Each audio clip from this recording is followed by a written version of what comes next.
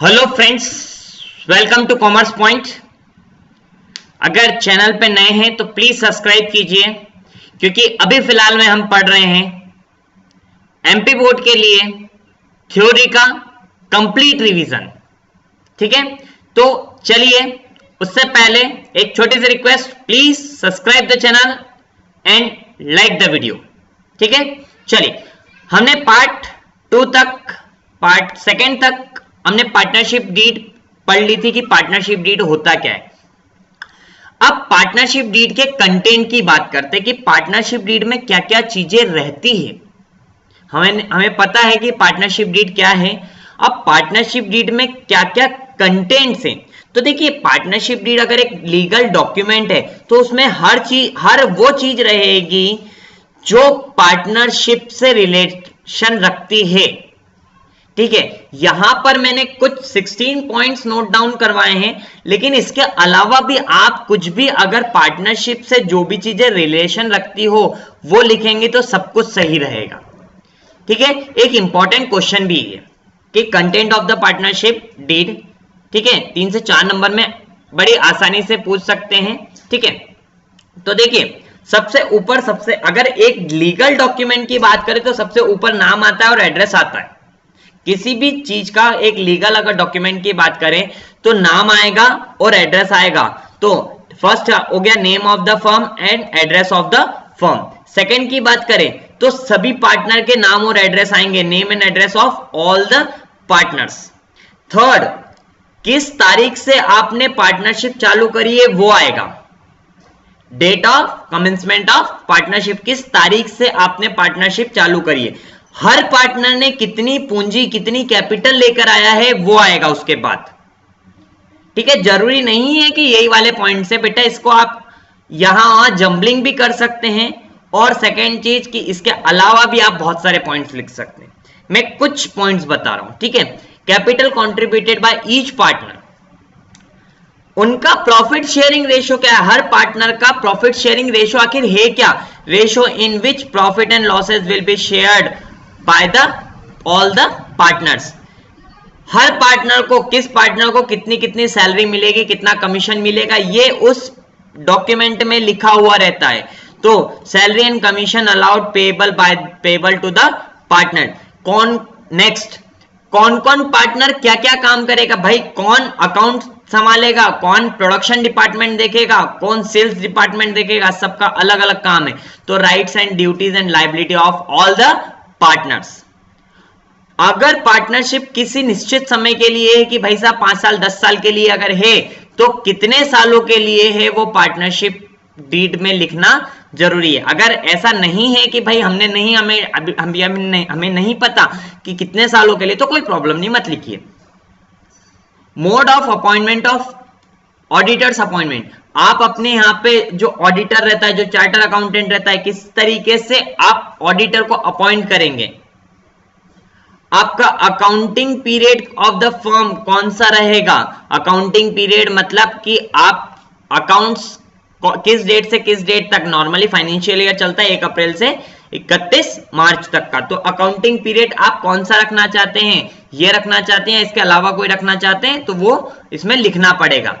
Rules regarding operation of bank account, bank account कौन operate करेगा, कैसे ऑपरेट होगा, ये सभी उसमें लिखना रहेगा। Loan given by the firm, loan given to firm by partner, अगर कोई पार्टनर फर्म को लोन देता है तो उस पर ब्याज फर्म कितना देगी, तो interest on that loan payable to partner.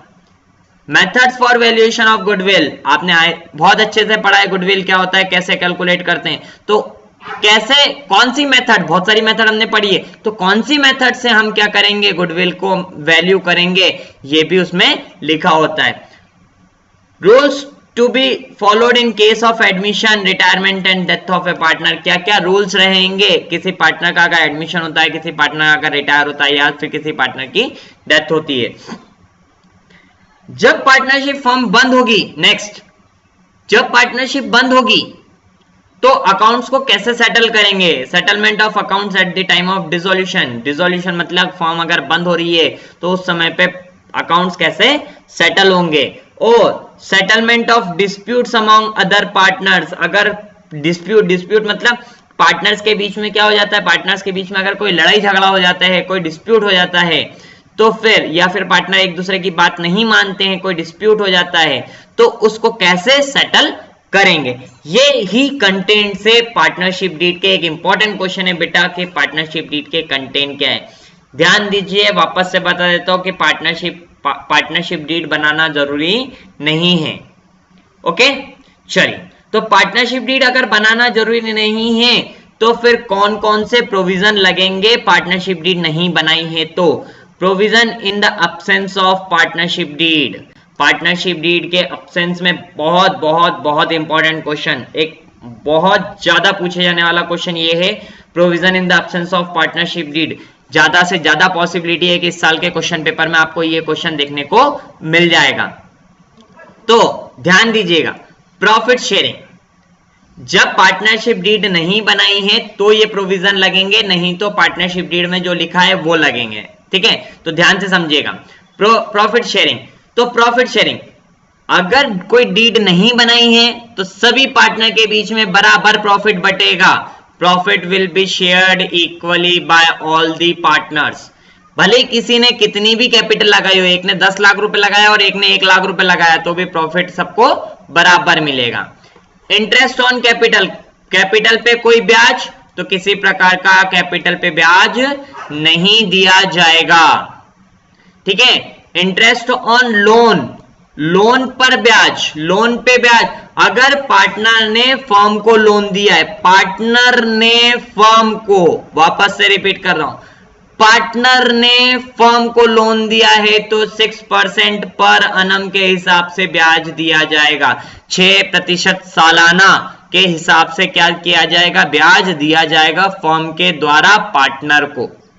ठीक है, इंटरेस्ट ऑन ड्रॉइंग, अगर पार्टनर ने आहरण किया है, पैसा निकाला है, तो किसी भी प्रकार का ब्याज नहीं लिया जाएगा। No interest will be charged on partnership. ठीक है, salary and remuneration to partner, किसी प्रकार की सैलरी या रेम्युनरेशन किसी पार्टनर को, तो नो सैलरी, किसी प्रकार की सैलरी और रेम्युनरेशन पार्टनर को नहीं दी जाएगी। आई होप प्रोविजंस आपको समझ में आए होंगे in the absence of partnership deed. Okay, चलिए, चैनल पे नए हैं तो please subscribe the channel, video को एक लाइक जरूर कर दीजिए और अपने फ्रेंड्स के साथ शेयर कीजिए। ओके, चलिए, थैंक यू।